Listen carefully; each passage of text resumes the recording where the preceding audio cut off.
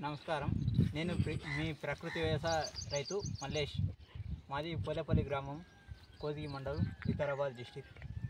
నేను ఇప్పుడు చేయబోయేది ప్రకృతి వ్యవసాయంలో భాగంగా ఈ బీజామృతం తయారీ.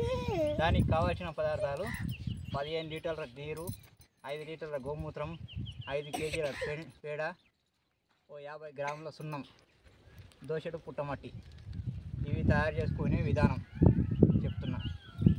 ముందుగా 5 కేజీల పేడ ఒక బట్టలో మూట కట్టుకొని ఈ 15 లీటర్ల నీటిలో ఇలా కర్రకు వేలాడ తీసుకోవాలి.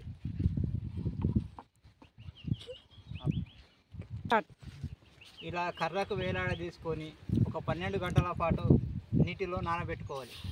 12 గంటలు నానిన తర్వాత ఈ మూటని ఇలా నీటిలో ముంచి ఇలా గట్టిగా పిసుకోవాలి.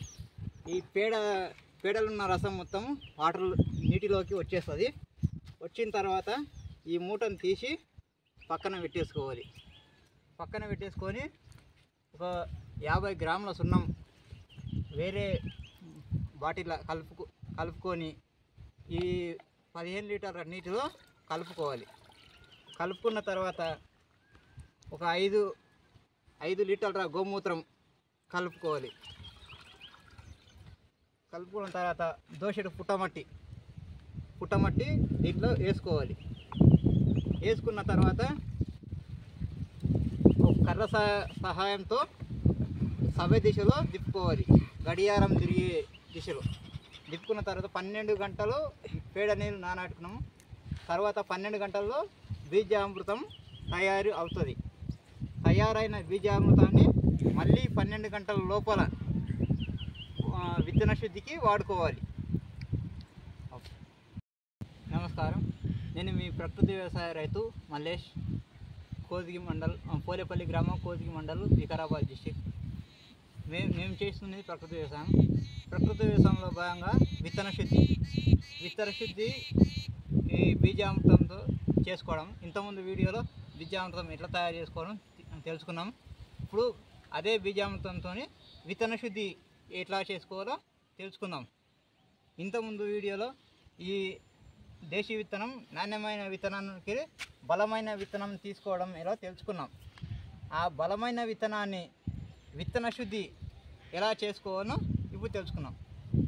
ఈ బీజామృతం తీసుకొని ఈ బలమైన విత్తనం పైన ఇలా చల్లుకొని ఇట్లా కలుపుకోవాలి.